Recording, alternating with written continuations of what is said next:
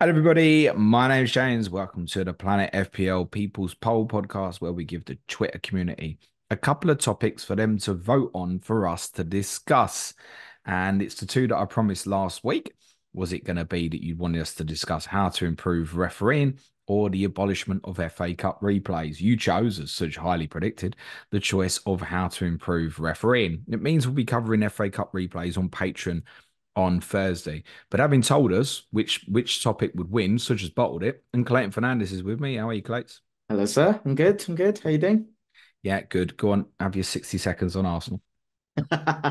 Nice. To be fair, I don't even know where to start to keep that in 60 seconds. Game of variance Okay, you finished. took That's years great. off my Amazing. life Brilliant. onto the next one. Never. They are the best and the worst days ever. North London derbies. Yeah. I don't think I can keep it to 60 seconds. So let's tackle refereeing because Okay. that was a topic within that game in itself, wasn't it? And it feels like Yes. it's a topic in every bloody game.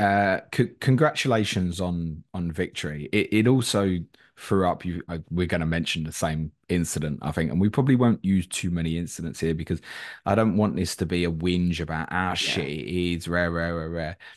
But you do see things like Declan Rice's tackle on Ben Davis on Sunday, and it is fairly inexplicable that Michael Oliver, supposedly our best referee, doesn't see that as a penalty Yeah. when he goes to the monitor and sees a replay, and all you can see is the two players and him in the background looking right at it. I'm interested to know, you weren't in the ground, were you, No, I on wasn't in the Sunday? ground. No, I take was you in the I pub? was in a pub. Yeah. I take it you was in a pub full of all fully biased Arsenal fans. Of course. Yeah. When you saw the replay of that, did everybody go, "That's a penalty"? Yeah. Not everyone. Most people. Yeah. There was a couple of biased heads in there, but most people logically are going, "Yeah, that's a Yeah. pen." Stone wall. Like Yeah, I said it straight away before it even got. I was like, that's a pen.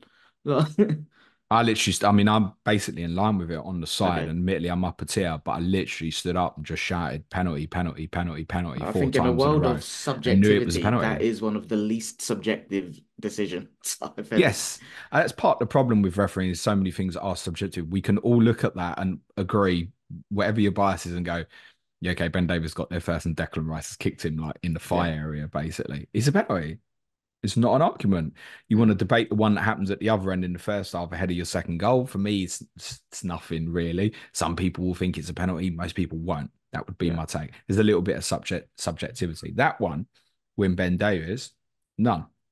We saw an incident on Saturday night with Craig Pawson doing Aston Villa versus Chelsea, Yeah. where my annoyance with that one isn't that VAR gets involved and disallows the goal, although ironically the bar's probably not high enough based on their own outline of, well, the bar needs to be higher. It's probably not high enough because some people won't think that's a foul and some people do. The failure is by Craig Pawson not to give the decision originally that then puts the pressure on. What I hate about that particular one is I think contact in Premier League football for incidents like that is just getting waved away. So if Yeah. that incident happens on a halfway line, it's not a foul because they want to increase the physicality of the game. That's a foul. It's still a It's foul. someone intentionally not playing the ball and moving someone to deny them the opportunity of playing the ball. And but then we re-referee it because we won't give that as a foul on the halfway line, but because it's led to a goal, we're going to look at it and then you give it. So you actually got two different laws within the same game. And there was obviously the incidents, which has caused part this controversy and part why we're doing it, of the three Nottingham Forest penalty incidents at Everton the previous weekend, of which the judging panel has deemed that only one of the penalty incidents should have been given, which is, I think, the conclusion, probably Forest fans will disagree, but the conclusion most of us would have come to was that the last incident where Ashley Young fouls Callum Hudson-Odoi from behind, everyone thinks that's a penalty Yeah. and Anthony Taylor was the referee on that day, clearly indicated he's won the ball. We didn't. VAR can see that. We can see that. And then they don't recommend that he goes to review it. That's a failure. And incidents like that become really frustrating because you know that that same incident could happen this weekend and a penalty will be given. Yeah. It's the inconsistency, right? Yeah. I want to ask you a question. What to you does good refereeing look like? What to me does good refereeing look like? Good refereeing for me is a consistent. application of the laws of football where, okay, what is good refereeing? Coming away from a game where I'm not thinking about every minuscule decision, not having a debate with my friends in the pub. It's just talking about the game of football. And that's where I've definitely left games where I've not even mentioned or thought about the ref. That to me is a game where it's been refereed correctly. Yeah, when you What leave a about game, you? you, well, even when you leave the game and you think, who was ref today? Yeah. You don't even know. What about you? I think there's a key thing here, because it's easy to bash referees, and it's what the majority of us do, right? You got it wrong. We don't often say, "Oh, we played a good advantage there," or No. it's occasional, but it's more criticism than praise. I think about Michael Oliver, and I think the reason Michael Oliver kind of got fast tracked really quickly from being a young, inexperienced referee to one of the best in the country, he's something that we don't speak about much. He Yeah. looked like he enjoyed his job. He used to Okay. smile and talk to his players. I haven't seen Michael Oliver smile for years. But originally, he came across as approachable, explain himself. Listen, there's a time and a place for a referee to have a joke. And I realize the serious nature of the game. But there are certain moments where at the end of the day, it's a job. Yeah. I don't know, it's hard work when you go to your job and you hate your job. And looks like he's gone from someone who loved being And there it's sucked originally. the life And out of him. people liked it because he seemed personable and make mistakes like others, fine. Now, he and the rest of them are just so cold. What do you They think has look like changed they for all him? hate it. Because that's a really good example if you just focus specifically on him. What do you think has been the change? Probably attention to him. And maybe it's people even in his ear, like, don't do that. Like, don't look like you're enjoying your job. I don't know. Because that will, if a referee's having a laugh and joke, then that will rub some people up the wrong way, right? But if you're getting beat 4-0, if someone's getting slapped 4-0, okay, maybe easy off, right? If the game's 1-1 20 minutes in or 0-0, whatever, can you have a laugh and joke Yeah, about, of an course. infringement on the halfway line or something? Yeah, these I just people are think it's a way to human. build Who goes to rapport. work and like, Yeah, oh, I'm at work for 90 minutes, I can't smile, I can't laugh. That's horrendous, mate. yeah. And I just don't see any of them do it now. And that's one of the reasons we really liked him originally, Michael Oliver. I think most people did. They might not like him now, but in the first couple of years, people went, I really like Michael Oliver. That's a good up and He was coming a breath of referee. fresh air, weren't he, when he first came? And I'm sorry to pick him out. And I don't, I would still rather have Michael Oliver referee my team's games than the majority of other referees, by the way. I still think he's one of the best. But I think that's a great example of it looks unhappy now. Yeah. It's cold, doesn't like talks to people anymore.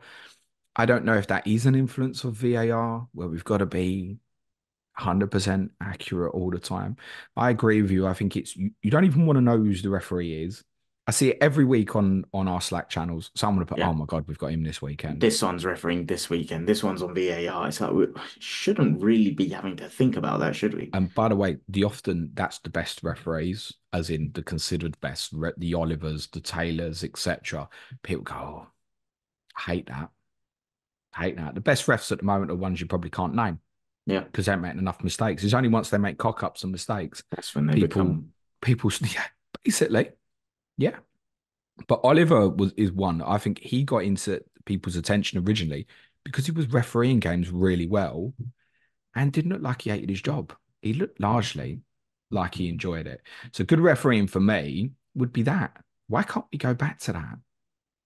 do you think, We expect them to be robots, don't we? yeah, well, you kind of touched on it there when I asked, like, why do you think? And you said, oh, maybe VAR. Like, I think it's impossible to do this podcast without talking about VAR, right? But, like, I think in my opinion, one of the reasons is like when he was training to be a referee and stuff, like it was literally his interpretation of what's going on that football pitch, right? And now my interpretation of VAR is games out similar to what the Tottenham manager Ange says, like games are being re-refereed outside of the football stadium, and that's my opinion on how it's going as well. And that in itself is a big enough factor to take enjoyment out of someone who's pursued a career in that field where it's not really him controlling that game of football anymore, is it? Well, he is and he isn't. Yeah. But we know when someone gets told go to the monitor, the ref 9 times out of 10, the decision's going to change. There was one very recently in the Brentford Brighton game where ironically it was Michael Oliver who was on VAR. I forget who the referee was, but he got recommended to go to the monitor to potentially give a penalty. It was foul on Lewis Dunk, I think. Okay.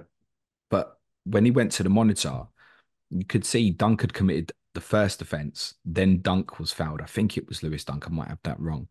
And the referee's gone, well, yeah, it is a foul, but actually he's committed the first offences. I'm not going to give that. And he stood up to it. And that was absolutely the right decision. And do you know what? When me and Suj did the pod review on the Friday, did we remember to talk about it and say that referee did well? No. Nope. Yeah. No. With VAR, I don't want to go down a VAR rabbit hole too No. much, but you are right. It's unavoidable to discuss. Do we think since VAR came into the Premier League, do we think referees improved? I will categorically say no. I think it's got worse, and I think it's because you've taken away referees' ability to be in full control in that football stadium environment, personally, in my opinion. So we've got a tool here that is designed to help refereeing, and we're saying that actually it's made refereeing worse. Is that what we're Yeah, and I saying? think it's because so let me elaborate on why. I think it's because a lot of them I don't know what the governance is behind the process, but like the opinion I get a lot is that they kind of default to, oh, I'm not entirely sure, so VAR will pick it up, right? And that's where I think refereeing has got worse. I don't think they're trusting their judgment anymore. That's a very big blanket statement, but like, yeah, I don't think they're actually going and refereeing with what they're seeing. And the Rice on Ben Davies thing was the clearest example of that for me. Like, I don't know how you can be that close I and not mean, see it. So it is possible that Mike Oliver saw the incident and genuinely didn't think it was a foul, but I'm not quite sure how from his perspective. yeah. Especially when Well, Davis kicks in between, Rice kicks in between his legs. yeah. What do you Could get think it on if this? it's like into his back and he's blindside of it and stuff like that. But I don't know. He doesn't see that. No, but on the same question, what do you think since VAR's come in? Do you think the quality of refereeing's got better? I don't necessarily think it's got worse actually, and Really? Okay. I realized that that's probably uh, not an opinion that many will share. No? I Okay. just think the problem with VAR is we want 100% accuracy now. That's our expectation. That VAR is going to make a decision, is going to make everything 100% correct. There are too many things in football which are still subjective. This Rice Davis incident is quite a unique one where, unless you're really, really biased, it's a penalty. There's with the Everton Forest ones, is probably a better example. The Ashley Young handball. Yeah. This panel will review back the incident. Said there's five of them who view incidents back. Three of them said that it was a penalty. Two of them said that they didn't think it was a penalty. But because of that, and there was a split, their interpretation was that therefore VAR shouldn't intervene because three of them think it's a penalty and two of them don't. So that's subjective where you've got a difference of opinion. Fine, you're still going to get those incidents in football. The Yep. problem is, like I said, I think we expect 100% accuracy now. And because of that, the way we look at replays, the extensive analysis. Sky have a program every Monday morning, which is Ref watch. terrible, called Ref Watch, where Dermot Gallagher goes on the TV and he just agrees with every referee anyway, whether it's right or wrong. And what's the point in this content? It's shit. So the way we analyze things now is just heightened and maximized. And because of VAR, we expect everything to be correct, basically. And it's impossible to get 100% accuracy, even to the point of we use another example, the Van der Ven offside goal at the weekend, right? Like for me, I've just had to accept that the line's come into play and it's offside. It is or it isn't. You know me, I hate it, not because of that on Yeah. Sunday. I just hate the taking away of the goal celebrations is the big thing for me. I never celebrated that goal. I'm the other No. end of the ground. I thought it was offside, mate. Really? Okay. Yeah, yeah. I thought it was offside because I knew how would he got in that position? He must have been on the other side of someone to end up in that position with that luxury of a near open goal from that position. So I thought it was offside when it happened. Um, but even that, the Coventry Manchester United example might be a better one where people look at it backwards and go, "Oh well, the line looks like it's over Wan-Bissaka's toe." And then obviously the really farcical one with the Tottenham Liverpool Luis Diaz goal, where so many people have now completely lost their trust in that. And what people have learned is that even that can't be 100% accurate because of what's it, 500 frames per second or Yeah. something. And apparently that's not enough or something, or 50 frames per second. That can't give you 100% accuracy. So why even use it? How did you feel about So if we did this podcast pre-VAR, and the question is the kind of state of refereeing, how did you feel about general refereeing pre-VAR? I've probably been more of a defender of referees more than most people because I just know that they're out there, like all this ice corruption and stuff like that. Rah, rah, rah. I just know they're out there and they're human and trying to do their best. Yeah, I'm very much agree with that. And we sit on podcasts every week and we criticize footballers, Hmm. but we do it very differently to how we criticize referees. There's like an expectation that a referee must get everything 100% right. No footballer gets everything 100% right. Even Rodri gives the ball away sometimes, right? Yeah. No one gets everything absolutely right, but there's an expectation on 100% correctness on referees. Why do you think that is? It's just what we expect, isn't it? And of course, obviously, when you get a Tottenham fan and Arsenal fan, you're going to get a different opinion on what a decision should be, as an example. One thing that really does my nutting with the offsides is there was a statistic before VAR came in that linesmen get 98% of decisions correct, Okay, wow. which when you think about it, is to get 1 in 50 wrong. Bloody hell. Okay, didn't know that. How many offsides do you get in a game? I mean, it varies depending on who's playing, but I don't know, 10 to 15 And maybe is yeah, probably a maximum. Sometimes you see games you get barely any sometimes. So judging on that, in most games, a linesman will actually get every offside decision right.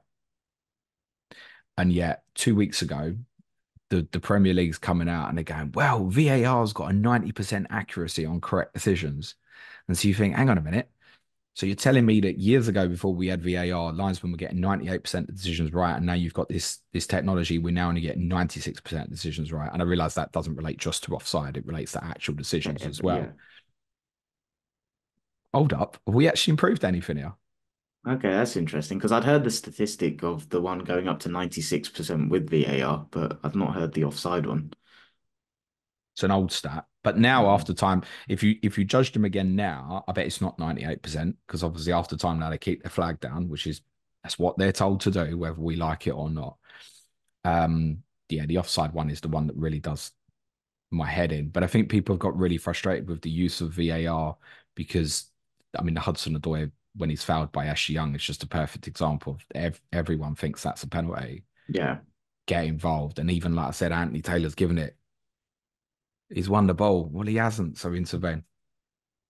So I feel like one thing is certainly to get them enjoying themselves more on the game. I said and accept that human, but we'll never get that perspective from a football fan where they're going to accept that referees are human and will make errors. And that's the That's thing. What? that's why VAR's made it worse. We used to just get on with the decision. We'd go to the pub afterwards, we moan And you about the moan decision, then about the it. next day you get on with it, and that's it. Yeah. And sometimes it went in your favour, and sometimes it didn't. But And then with that's that, and again, you touched on it, like there's people that believe there's corruption and kind of agendas against football clubs, right? Like I think that's back in the day what people would get fed and believe into, right? So it's interesting though when we reflect on the question of has VAR improved refereeing, and you and I are both sitting here and going no, yeah, basically. But I don't think the quality's got worse. I yeah, just you think the did. tool hasn't helped them in the way that it should have. It's made their life not easier. It's almost made it Yeah. more difficult, and we're scrutinizing it more. Do you think there is a world in which we can, and I'm sure we'll get onto this in terms of solutions. Do you think there's a world we can get to where we use VAR in a appropriate manner to make the referees' lives easier and get the general entertainment of football uh better aligned? Well, one of the big responses from the tweet I sent out last night was get rid of this high bar. Yeah, But then you get rid of the high bar, go back to the Ashley Young handball incident in the Everton Forest game. What's the decision? A yeah, lot of people think that's a penalty, a lot of people don't. So what's for me there, I don't know how they can get involved at that point, unless what would arguably be the right thing there, because I think that's a judgmental call. What would be right in that sort of one is because the referee gets one look at it, right? One of the things people suggest is for the on-field referee to control what happens with VAR. I.e., he's seen that one incident. He's blindside as well. Remember that one, so it's a more mhm, difficult call for the on-field referee, and he says, "I want to see that again." He just goes to VAR and goes, "I'm going to the side. I want to see that again because I'm not sure." yeah. That would maybe get people's trust back a little bit, I think. That But then there are immediately still happens. times where VAR you can't just have that as an exclusivity because if someone punches someone off the ball and the referee doesn't see it, then But again, everyone that everyone these wants things are VAR like, to get involved there, right? and that's common sense, right? Well, you'd like to think so. Well, there's a lot of it that isn't operated with common sense. That's part of the problem very often. It's interesting. Very recently, many of you might have seen that Sweden have refused VAR. We've just gone, we don't want that in our game. Thank you very much. And I applaud those people. My opinion on VAR has never changed and probably won't change. Is that it's not improved our game or our spectacle. We've given up the joy of the game for 100% accuracy, and I'm afraid we don't have 100% accuracy. So, So would you go back to a world where Tottenham could potentially get done by the subjective well, yeah, nature and human error? look at the game at the weekend. Van der Ven's goal presumably I stands, reckon that stands. Yeah, but then we don't get the penalty. But then yeah. does Michael Oliver, because he's not relying on VAR upstairs, does he give the penalty? Yeah, so you never know, right? No, I don't know. This is why I asked the question, how did you feel about refereeing in general before VAR? Like, were you an advocate of bringing in technology when the discussions No, I first? mean, goal line technology is like a given. I don't hate the idea of technology for offside decisions. Like we're obviously going to automated offside from sort of October-ish. Yeah. It's weird that it's not August, by the way, but October-ish from next season.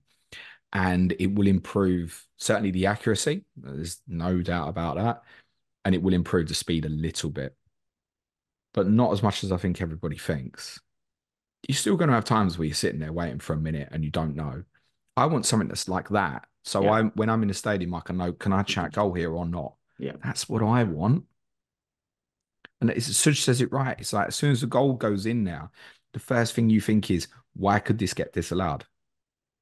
Yeah, see, this is where I That's the think first thing you think. I'm on my own there. I'm still not quite there, but I don't know if I'm just like away with the fairies or what. But like when a goal goes in, I still celebrate. And if I look like an idiot, I look like an idiot. Like my first instinct is still, I guess I'm still present in that moment somehow. So I've not quite been dragged to that side yet where I haven't not celebrated a goal. Do I find it incredibly infuriating then waiting for the big monitor when I'm in the stadium? Yeah, of course. But I'm still thankfully able to still celebrate a goal when it goes in. I don't know how. Shit when it gets taken away, though, isn't it? Oh yeah, of course. It's not what it's about, is it? No. I see you see goals scored now, and you can see the crowd sometimes are thinking. It's what I said. You're better off scoring a worldie from 25 yards because everyone knows his chance size is going to count. Yeah. Anything that's like if someone's through one on one, the whole ground is thinking is he onside or not. There's just like a gasp moment, isn't it? Well, it's just like, do we celebrate? Do we not? Or, yeah, I mean, that's a personal opinion that I hate that and would rather lose the accuracy to get the moments back. And I've benefited from VAR, right? One of the first incidents we saw was the Raheem Sterling goal Hmm. in the Champions League quarterfinal between City and Tottenham in 2019. I was in the away end. Don't get me wrong. I was walking out the ground singing VAR, my Lord, that night, right? And he was my Lord because he saved me. But on the podcast that we did 2 days later, I said, this is really dangerous. Yeah. Even though it benefited me then, I said, I don't like this. Just don't feel right that there's 50,000 of them gone absolutely nuts in the last minute. And because of a fraction, you've gone, no, don't feel right. No. And yet, with offside as well, we go, oh, we got to have 100% accuracy, but we don't have 100% accuracy in anything else. Yeah, I don't know where this whole thing about 100% accuracy is coming from because I think, and again, you kind of touched on it, there's too much subjectivity in football to get to 100% accuracy. I don't think it's a achievable goal. So I don't know where this has come from as I, an objective. I also think you get a real split of opinion from fans who regularly go to games and those who regularly don't, because the experience on the television is better than it is in the Yeah, stadium. good point. So I'm at White Hart Lane the other day. You're in a pub. You'll be seeing those replays of the Van der Ven incident and going, shit, that's close. It's Lines are close. going up. I get nothing. Mm, I get nothing. All you do is you stand there, you'll know because you've been at games, you stand there like a lemon just looking at the referee. And yeah. sometimes that can go on, we've seen it plenty of times, it can go on 4 or 5 minutes Yep. when you've got really complicated incidents and you're just waiting for him. And you start looking for things like I start looking for which way he starts walking. Yeah, He's going to same. tell me which way he's going to do the decision. He's on the halfway line for the Van der Ven offside goal and he starts taking steps to his right. He's getting disallowed. What is that? And I don't get no information. I don't get nothing. All I know is there's a goal check going on. That's all you get. The in-stadium experience is terrible. One of the big suggestions that people are throwing forward is miking up referees. Yep. And we've started to get clips doing the rounds from communications and VAR and stuff, right? How do you feel about that? I think that's dangerous. Well, it Uh, is as well, yeah. I don't hate Especially it, if they stand but there and go, I don't know, Bob. What do you think? Like, but I don't know. They're human, aren't they? Like, well, and yes, and and we forget. in rugby, to be fair, they're mic'd up, and but I think rugby as a sport is like there's a lot more respect in rugby, and I don't know if that's something culturally. That's like a whole different podcast, but I don't think football has that level of respect towards referees where we would be able to mic them up and just take their word for it and almost listen to them. I think it would open them up to even more criticism and, dare I say, abuse, which is not what you want from these people that are. Without them, your football game doesn't get played, right? Those on YouTube can probably see I'm Yeah, fighting a light that's shining above me, and I it's can't find the like a right halo position angel. of where to sit to get this light off my head. I think I'm just gonna have to suffer it for what it is. Sorry, guys, that's shit for the audio. The thing is, if we mic refs, which I think most of us would like, the first thing I wonder is what does that look like in the in-stadium experience as well? Because you don't want to be a referee running and breathing. And I don't suppose anyone wants that actually on the TV as well. I suppose when we want conclusive decisions given, then we want to hear. Yeah, you want to hear them discussing with the linesman and stuff, But right? can you get 60,000 people to shut up and listen to what a referee's going to say? It would be quite interesting. I don't know how good the quality of the audio is going to be If it went up on the under that tannoys, I circumstance. genuinely think everyone would be quiet and just I think it listen. probably would Yeah, actually. You'd soon get used to it. But shut up, mate. Listen to the yeah, I want to ref. Or listen. Yeah, it certainly would help to get full explanations of things. You know, I think you can't argue that Forest are right to ask for the audio. I think at least on that last incident with Hudson Odoi. So what is the process there? Anthony Taylor says he sees the ball. What have you discussed? yeah. What have you discussed in that VAR room to not recommend that he actually Anthony he didn't win the ball? Do you want to have another look at it? What is that conversation? And the chances are we'll hear it. When the Luis Diaz goal happened, the big thing for me was like take learnings from that. I Yeah. mean, it's a complete cock up, but they're also fighting a battle where they're rushed. You can hear it's like a frantic panic. Yeah. Okay, yeah, check it. Yeah, he's in line. Yeah, put the lines up, do that. I'll pre-check this. Was another incident earlier in the play. Everything's 100 mile an hour. And they have to do that because people like me will sit there and go, hurry the fuck up, get on with it. Make the decision. And that's why I'm hesitant when I hear people say they want a time limit on these decisions. But then that's the best one, isn't it? It's like when they sit there like lemons at the end and go, well, the game's restarted. We can't do nothing now. Liverpool scored. Forget the laws. Like, oh, you can't change it now. You all can see Liverpool Yeah. scored a legitimate goal. Stop the game and go, Common sense. you Yeah. got this. Who's going to batter them if you turn around? Okay, we misunderstood what was said in the decision on the field. We realize it's a goal. Give the bloody goal. Yeah. Yeah, it's like a hollow feeling. I'm glad that that goal is not going to impact the title race in the end. Yeah. Genuinely, Because if it because did, then yeah, I don't know where you take. if Liverpool lost the title by a point at the end of the season, people would be going back to that Yeah, moment of because it was course. that big and it was different to all the others because that is go back to 100% accuracy. It's 100% accurate that Liverpool scored a legitimate goal Yeah. and it And again, wasn't given. this like my mind immediately then goes to like holistically, it's the implementation of it in combination with the on-field referees, right? And that's where my brain goes to. I personally think it's here to stay. I like VAR. I don't think it's going anywhere. So it's like, what can we do rather than, and again, you said it in your tweet, right? You don't want to, I hate it because it's like, what can we actually do about it? What, because I believe there is a world we can get to where we can make this work. I think the technology is useful. I think it's just the application of it isn't done in the most sensible way at the minute. Yeah, just one thing on VAR finally before we look at some different solutions and suggestions that the guys have submitted. I wonder if you polled the supporters' trust of the clubs in the Premier League, and I think particularly the big six supporters clubs who have quite a bit of a voice and actually do a lot of good work together. We've seen very recently Tottenham and Arsenal supporters trusts working together on like concession pricing Yep. and stuff like that. I wonder if you asked them, would you prefer to go back to pre-VAR and then actually poll the supporters who go to games what that would look like? And what would happen if the supporters trust all came together and went, get rid of this? What would that noise Well, be? you've And I seen know there's a the lot of people Super are League really and stuff. pro. There's a lot of people who are very pro VAR and keeping it, and I understand that. But I just wonder from the actual supporters' trust if they actually sat down and got together and went, do we want this, or should we have a voice here and say this isn't working? Come back to it when the technology is far more advanced in the future. And also when we've got training of referees, so this is a really big suggestion, is have VAR specific officials Yeah, rather than throwing Michael Oliver, who's grown up, trained referee, and then you're asking him to watch the game in the room. It's different. He's not it's a trained different. from that. Yeah, So VAR specialist referees feels like a really sensible call to me. The one I'd really like as well is get an ex-pro in there.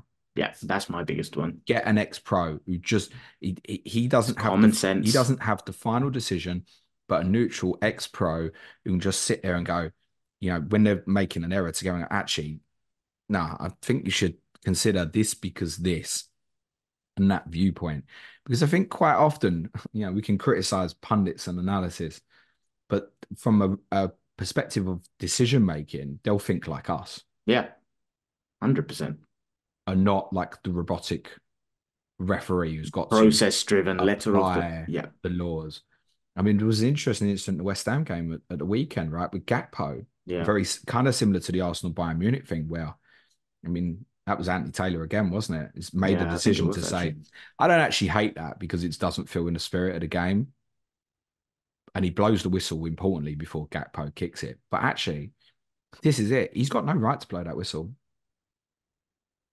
Yeah, it's It's not, a. it's not in the laws to, the goalkeeper's put the ball down. He thinks it's a free kick. You've not given one. You signaled several times. You told him yourself, get up, play on. And he's put the ball down like it's a free kick. And then they scammed it, didn't they? It was like, he's told him, sit down, you need to get treatment. Otherwise, I don't know what to do here because I've broken the laws of the game. Yeah, He's yeah. I made it look think. like, he might have a concussion issue or something like that. He's definitely told Ariola, I'm bringing you treatment on here because I've just saved you. Yeah, yeah.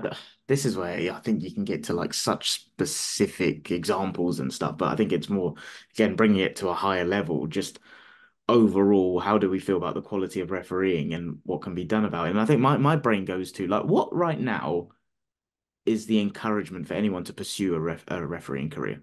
Exactly that. I mean, one of the problems with miking refs up, actually, the biggest problem is the players Yeah, the way to they trust speak to, to to them. trust them at a 12:30 kickoff, not to be f this, f that, and No, that to get picked up.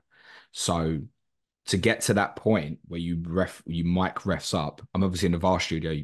You could release that, and that's not a problem. But the actual referee on the pitch, and to know that he's not going to get, hey, fucking hell, ref, rah, rah, rah, rah, you you're gonna have to punish this properly or genuinely. They've tried it. It's like only the captain can speak to the ref. Like yeah, bullshit. That and never then happens everyone or never congregates did anyway. happen. So you'd have to get before you can get to miking up the referees, you need to get to a perspective where you can trust the players not to say the wrong shit that's going to be broadcast live on television, basically. Salaries. I think it's possibly where you're leaning to here. There is I no don't know what they get paid, to be fair. it's I mean it's not like footballers, right? A decent salary. I mean, you can get up to sort of like 75, 80 grand a year, I think. Okay. Depending on the number of games. It isn't good salary, right? No one's knocking it, But but for the stress and the but public but eye that you're in, they'll be officiating people are getting, that a week and a lot more, and right? more, yeah. But who wants to go for a job where basically the remit of your job is to do the best, get scrutinized if you get 1% of decisions wrong and just get abuse? Who wants to do that? What's the reward? I don't know. I genuinely don't know. But there's a balance here, right? Because one argument is right, we'll pay them more money. But then there'll also be people sitting there now, we want to pay them more for, they're failing. I think you then attract a different pool of talent at a grassroots level, though. If there's, Correct. yeah, But you've got situations, or one of our patrons messaged me last night actually. It's like, I've gone and refereed games at like, tier 7, tier 8, okay. whatever, or low league grassroots, and you get like, 25 to 40 quid for a game to get shouted at and abused. Is it worth it? Why does that patron do it? Did you ask? Well, it doesn't anymore Oh, well, because it's not worth it, is it? no. And that's the problem. So, I mean, I've certainly it's going back a long time when I was a kid now, but quite often you'd have parents would end up refereeing a game because you didn't have one and stuff. And it was the Yeah. only way to do it. Why would you turn up on a Sunday morning in January in a freezing cold, pissing down with rain, to get shouted at for an hour and a half to get like 25 quid? Well, just wouldn't. That's where it's like you kind of the love of every football fan it's the love of the sport, right? And I think that's where sometimes we do lose that entertainment factor with the way it's heading. And that's why we have to have a big problem with the behavior of people when they get in referees' face and that, because the knock on is that it then happens in an unprotected situation for referees at grassroots level. That's not fair. So No. the salaries at the top end will help the game, but it's not necessarily going to help at the bottom end, but it maybe give more encouragement for people to take it up. Ex pros is another idea. The problem with an ex pro is, though, let's imagine this as a scenario, right? Let's say Peter Crouch, bless him, love Crouchy. Peter Crouch went, nah, I want to be a ref. Okay. Right. The amount of clubs he's played for, Uh who could he actually referee? yeah, good point. Because everyone's like, oh, this guy's like mother-in-law wore West Ham colours one day, or it's like, yeah, it's. I think I you will mean, always be accused of having an affiliation with someone, won't you? that with Stuart Atwell being the VAR on the Everton Forest, like I believe he's called that absolutely genuinely, whatever his opinion is, even if we think it's wrong. But once it got flagged, they should have just taken him out of the situation Yeah, and said, right, we'll have someone else here. Because to be fair, even as Nuno said himself, it was inevitable if something like this happened, what the scrutiny was going to be. yeah. So take that situation out. I'd love to know. Obviously, this is very Premier League driven, right? I'd love to know from fans who support teams where they don't have VAR, like what do they think about the quality of refereeing in general? Like, is it something where VAR skews our perception Well, a of, little bit. If you speak to an EFL fan, they'll tell all Premier League fans how lucky they are to have the referees that they have. see, it's interesting perspective, But then right? you would expect a higher quality official in the Premier League than the Yeah, lower leagues, wouldn't you?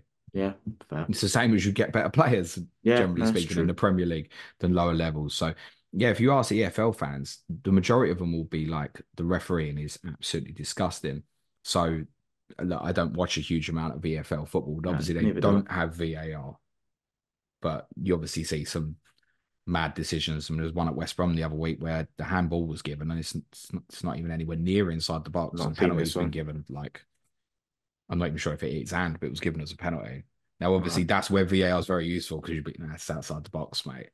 They obviously don't have that benefit at that lower level. Overseas refs has been mentioned as an idea. Jared Gillett makes me think that we probably shouldn't go down that route because that's not necessarily better. I also, this is my opinion, having watched my club play in Europe a lot, I don't think refereeing is better overseas. I I agree. I'm so glad strongly, you said that. strongly don't think it is. I completely agree. And I feel like that's a general narrative that I've always felt like I'm kind of on my own on. I always hear this thing about foreign refs are so much better. I'm like, I don't think they are. No, I've definitely seen, we talk about, conspiracies and stuff like that. 100% I have seen referees get influenced in European games at white I hot, would mate. say even 100%. even more so. I've seen it Where on where the it continent feels like you get either every decision or or no nothing. decision. Yeah, I It's generally how wholeheartedly it agree with feels you on that. Yeah. so much in European games, way more than Premier League games. The Premier League, I just feel like it's not that it's conspiracy or they're defrauding football. Or some people say, "Oh, the Premier League's scripted." Yeah, okay. You see, it's incompetence quite often. Yeah, Some of which these incidents we've mentioned on this podcast comes down to incompetence of decision making, whether that's partly because VAR is an influence there or not in the case of, say, the Hudson Odoi incident. yeah. And bring it back to, like you said, they're human beings doing a job. Every person listening to this who has a job has made mistakes. Some will be big, some will be small. And I don't know where this belief system has come in that they are not allowed to make any mistakes at all. Yeah, it's like the bar and expectation is so. One suggestion is that we have like a St George's Park for referees. I mean, Adam Pritchard, our Arsenal correspondent, threw that in. But they already do have regular meetups, I think, don't they? Like twice a week, where they actually go in and review incidents together. Certainly, the Premier League referees do. I can't Is speak for this lower with leagues and stuff. PG, MOL, and We've Howard seen that Webb's where and Carragher and Neville have gone and visited them and see what they do in terms of their training and stuff like that. Um, but some sort of refereeing school of excellence, I guess. I think that's kind of being led up by Howard Webb, isn't it? Yeah, I mean, how do we feel about Howard Webb? I, I don't hate it, to I be think he's honest. better than Mike Riley. I'll be very clear on Yeah, that. like I think growing up, he was probably one of the better ones. It was Dare I another say? one. It was like after the World Cup final in 2010, it was like it became like a chore for him because Yeah, of the scrutiny after that particular game. And generally, he was probably one of the better ones before that. I think the reason we're questioning everything is because we're aware there's this school going on, and like you said, they do meet up and stuff, but it's not quite correlating to consistency, right? So naturally, our brains are going to, well, why is that? What are you discussing in those things that's not translating to what we're seeing in a weekly format? I wonder as well what happens like when they meet up this week and they'll sit Craig Pawson down, they'll sit Mike Oliver down as a group and they look through the decisions. What that conversation looks like. What does it And look like? Like, I don't think we should have that. surely the question has got to be, and that's behind closed doors. The question Yeah. has got to be to those two gentlemen, like, what did you see here?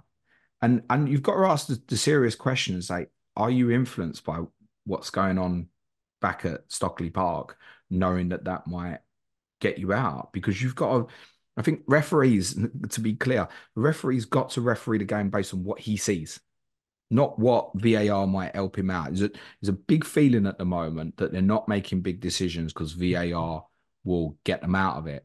Different case would be though, the Liverpool Man City draw. There was an incident really late in the game. I think Doku on McAllister, Yeah. and When he booed a him, yeah. lot of people thought that was a penalty. That one felt to me like because of how high profile the game was and the two teams going for the title, it felt to me like if that had been two mid-table teams, It wouldn't have it the would have been same. given. Now that's wrong. But that's like an intuition that I've picked up. Maybe I'm wrong there, but that's how it felt. It was like it was easier. It's easier not to give the It's easier to decision. sit on the fence there. Yeah. That's how it felt. So then no one wants the big decision because a lot of people also think with the VARs, well, they don't want to disagree with what their mate said on the pitch. Yeah. That's a thing that you hear people regularly complain about as well. What do you think about removing clear and obvious? This is a big one people are talking about getting rid of. Get rid of it. Like, what is clear and obvious? I mean, I like it in principle. If it was actually being adhered to, that's what I would want, but it's not being adhered to. I don't think like, and again, I don't know how you quantify something like clear and obvious, but the whole rulers thing and like, yeah, sure, we're getting offsides like 100% correct, by the letter of like millimeters and 500 frames per second. But when you're getting to that level, that's not clear and obvious, is it? And that's where the reason I would get rid of it is I don't think there is a way in this subjective world to quantify something as clear and obvious.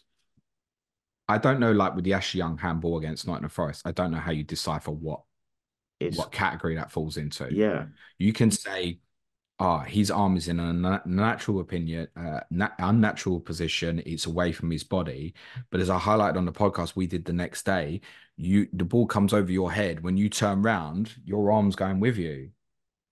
So is it or isn't it? And that's just you're going to get a difference of opinion on yeah. that. That's the perfect one where I feel like that should just be solely referee go. I know something's not right here. I know that's his hand. Can I And look at I it again? Don't say shit to me either. Just show me a couple of angles. I think that happens a lot in rugby, isn't it? I mean, I don't yeah, watch a lot of other sports, but it's like, okay, can you show me the high angle or can you show me the angle behind the goal? Can you show me full yeah, speed, they're slower asking speed, for the whatever? information that they think will give them the context to make a better decision. That's what it should be. It's interesting. I was listening to an Arsenal podcast, right? And this guy is like quite Biased. senior. No, he's quite senior in like the corporate world and he's from a process background. And he's saying in any industry, when you implement a technological process, it goes to the KPMGs, it goes to the PwCs, it gets audited, it goes through a governance process. I don't think they've done anything like this for this. It's almost like you've just kind of gone, here's the rules, like here's the technology on your trot. What do we think about appeals? So one of the Ah, suggestions I was having back is, give coaches like one appeal per half, and I've if they get the first one wrong, they don't get the one in the second half, and I've stuff like touted this this. before as well, and like I watch cricket, right, and watch tennis, and obviously there's the you have that in that, and I like the idea of it, but I just think then I don't know, like because you're gonna have to put a quantifiable limit on it, right? Like I don't know, you get two challenges per game. What happens if you get seven bad decisions? It's like again, I don't know. I like the idea of it. I don't know how it would Well, work yeah, in let's look at reality. it. Let's look at it this way. Let's say you got two challenges per game, and Forest used their two challenges on the first two penalty incidents at Everton, didn't get them, and then the Hudson-Odoi incident happens and you can't appeal it. Yeah, because then what's to say we don't then create a culture where referees are like, oh, it's okay, they've got a challenge. Like in the way we perceive that they're relying on VAR as a bit of a backup now, what's to say we don't then shift them into a culture of, oh, they've got a challenge, so any 50-50, we'll just let them use a challenge.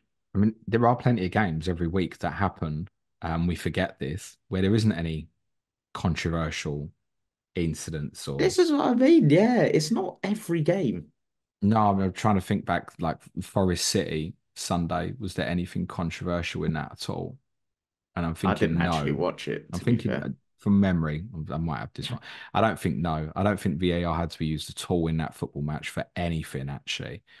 So then we're throwing in checks when we don't need them, where Pep's gonna, oh right, we're 2-0 up. I want to slow the game here for a minute. We'll challenge, was that a corner, and you can review it so I can have like a tactical instructions to my team. Like the old one Southampton were regularly doing, wasn't it? Every week someone got injured in the 65th minute. Yeah. So Hassan Hootel could give like his half time and the second half team talk. I think your club's done that a fair bit as well, Yeah, mate. we Arsenal do that a lot, yeah. So I'm not sure on challenges. I think it's one I'd like to see trialed maybe to see how Uh, it work. 'Cause the only thing I do like about that, or one of the things I like about that, is the idea is taking away from just blame on referee and putting some of the responsibility back on the coaches in terms of when they actually appeal things or not, or the captain on the pitch or whatever. And then you might get more of an acceptance of decisions when they're wrong. So, okay, well, we've got to use our challenge properly, yeah. basically. I I like the idea of it. I'm not keen on it in a reality thing. I think the more things that you put into place in terms of new procedures and stuff, I think it just messes with how the game will actually go, in my opinion. The offside one bugs a lot of people, and it bugs me a lot. The Wenger rule As in, is oh, okay. being talked about a lot. Would you see that improving things for referees? Would I see it improving things for referees? Probably, because I think it will be a little bit clearer for them. But as we've done another podcast on it, is it good for football? I'm not quite sure. I'm strongly against it. Yeah. Strongly. I don't know. Do you think it would make it easier for referees?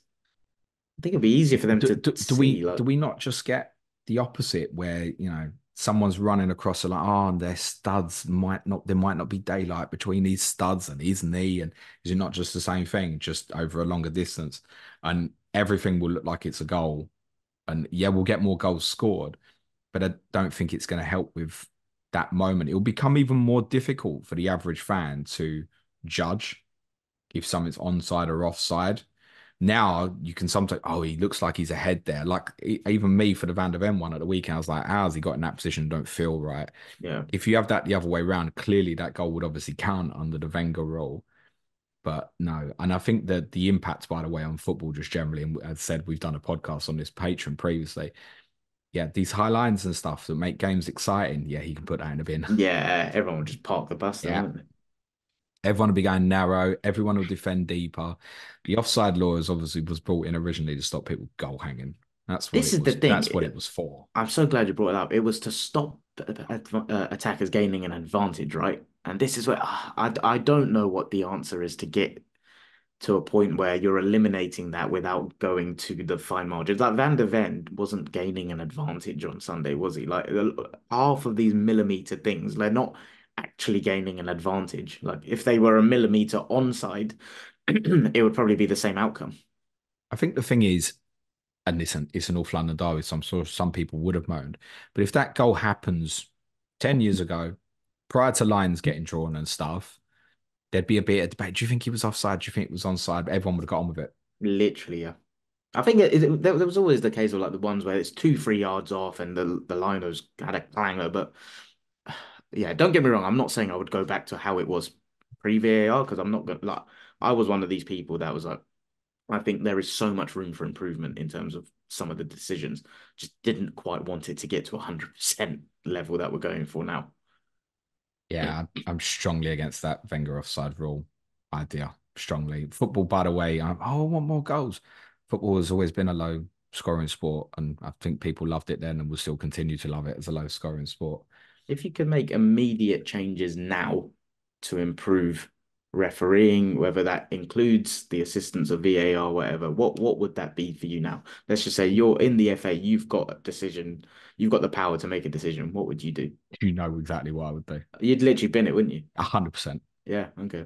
100%. But I also accept that that's not going to happen. I think the big thing that's becoming a recurring thing is people want to be explained why something's happened. And I think we probably quite quickly need to get to a state where we're hearing the conversations live, not even an hour after the game. We're hearing them live. But I think to get to that point, we need to really stamp down on dissent massively. The other thing, by the way, off topic, I've mentioned this before. Can we start using VAR to book people who dive? I don't, that's off topic.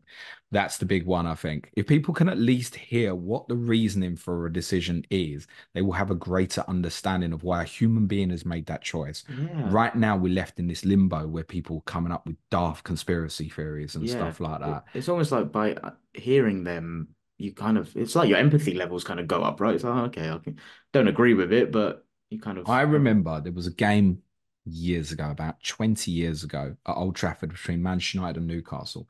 And Paul Durkin was the referee, and he did an interview after the game. He disallowed two goals, one for Manchester United and one for Newcastle. And he did an interview after the game, and he said, in the interview after the game, he said, I think I've got that wrong on the Newcastle that one. interview still does the rounds now, and people talk about the respect they have for him for. And people accepted it Yep.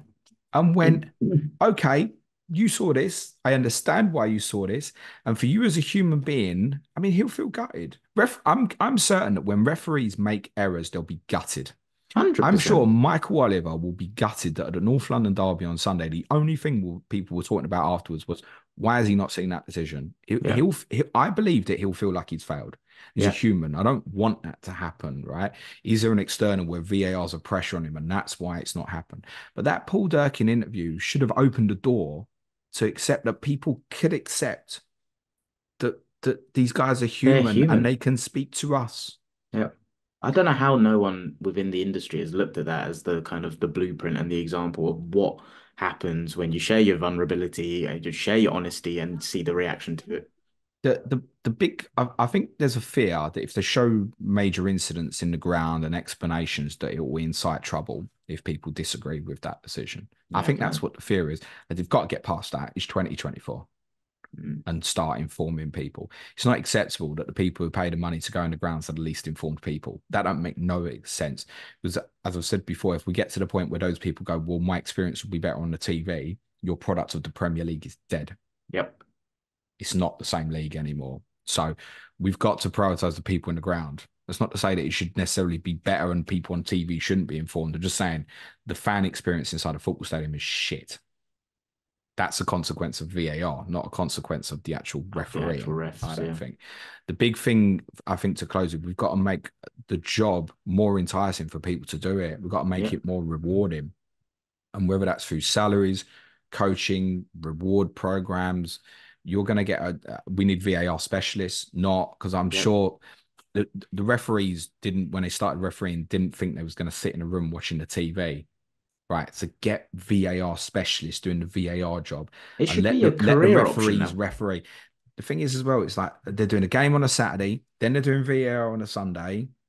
You know, have a Sunday off. Go and spend some time with your kids. You'll feel better about your work the previous day or your work the next day and stuff like that. They're basically all doing double duty a Yeah. lot.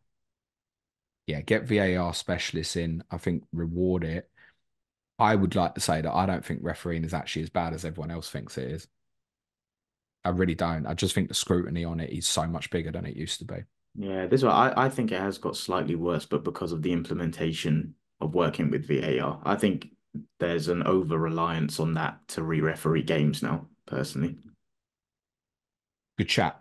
This will never get resolved, I suspect. And we'll No, probably do this a podcast again next year or in 10 years or in 20 it years. It will just be something else. it will never ever not be a talking point. No, but I do think we should remember that they are human as well. But it would be nice to see the human side of them. To go back to one of the first things I said, they look like they hate their job. Yeah, Find a way to make their job more enjoyable, whether that's through salaries, rewards, or even just to say, enjoy the game. Do your best and enjoy the yeah. game. Cheers, Clates. Enjoyed that. Thank you very much, buddy. Sky tomorrow should be with me for that one, as per usual. If you want to support the show, it's www.patreon.com/Planet FPL, which will feature this week on Thursday. Me and Clayton chatting about the abolishment of FA Cup replays. Cheers, Clates. Cue music, please. Man child.